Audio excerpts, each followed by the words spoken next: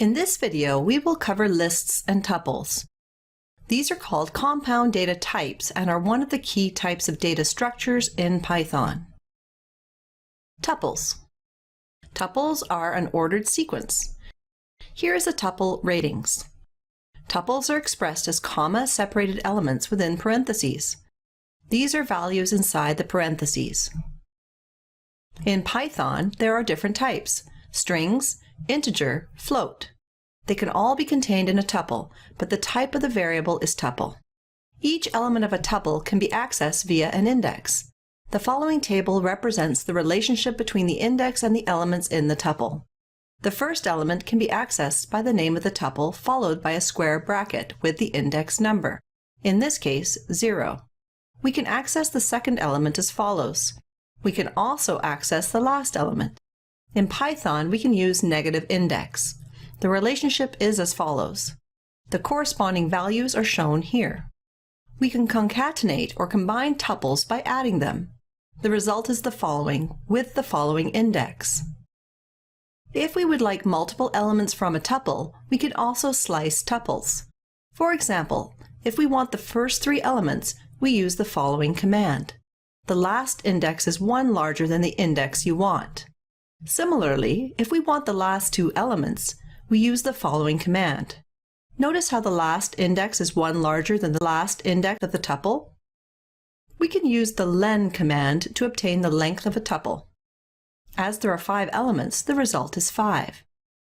Tuples are immutable, which means we can't change them. To see why this is important, let's see what happens when we set the variable ratings1 to ratings. Let's use the image to provide a simplified explanation of what's going on. Each variable does not contain a tuple, but references the same immutable tuple object. See the Objects and Classes module for more about objects. Let's say we want to change the element at index 2. Because tuples are immutable, we can't. Therefore, ratings1 will not be affected by a change in rating because the tuple is immutable, i.e., we can't change it. We can assign a different tuple to the ratings variable. The variable ratings now references another tuple. As a consequence of immutability, if we would like to manipulate a tuple, we must create a new tuple instead. For example, if we would like to sort a tuple, we use the function sorted. The input is the original tuple. The output is a new sorted list. For more on functions, see our video on functions. A tuple can contain other tuples as well as other complex data types. This is called nesting. We can access these elements using the standard indexing methods.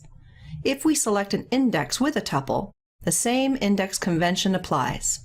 As such, we can then access values in the tuple.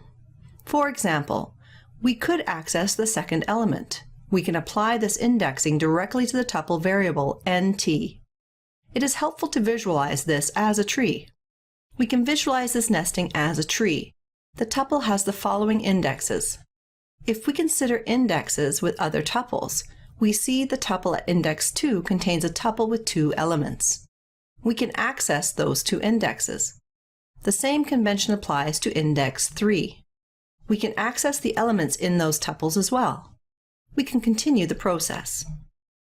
We can even access deeper levels of the tree by adding another square bracket.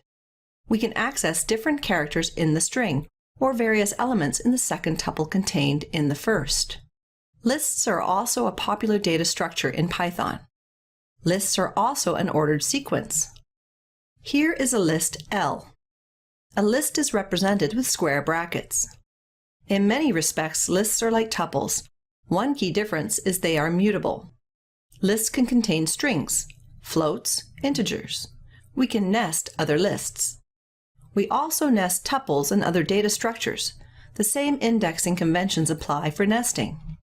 Like tuples, each element of a list can be accessed via an index. The following table represents the relationship between the index and the elements in the list. The first element can be accessed by the name of the list followed by a square bracket with the index number, in this case 0. We can access the second element as follows. We can also access the last element. In Python, we can use a negative index. The relationship is as follows. The corresponding indexes are as follows. We can also perform slicing in lists. For example, if we want the last two elements in this list, we use the following command. Notice how the last index is one larger than the length of the list? The index conventions for lists and tuples are identical. Check the labs for more examples. We can concatenate or combine lists by adding them. The result is the following. The new list has the following indices. Lists are mutable, therefore we can change them. For example, we apply the method extends by adding a dot followed by the name of the method, then parentheses. The argument inside the parentheses is a new list that we are going to concatenate to the original list. In this case, instead of creating a new list, L1, the original list L is modified by adding two new elements. To learn more about methods, check out our video on objects and classes. Another similar method is append. If we apply append instead of extended, we add one element to the list. If we look at the index, there is only one more element. Index 3 contains the list we appended. Every time we apply a method, the list changes. If we apply extend, we add two new elements to the list. The list L is modified by adding two new elements. If we append the string A, we further change the list, adding the string A. As lists are mutable, we can change them. For example, we can change the first element as follows. The list now becomes hard rock 10, 1.2. We can delete an element of a list using the del command. We simply indicate the list item we would like to remove as an argument. For example, if we would like to remove the first element, the result becomes 10, 1.2. We can delete the second element. This operation removes the second element off the list. We can convert a string to a list using split. For example, the method split converts every group of characters separated by a space into an element of a list.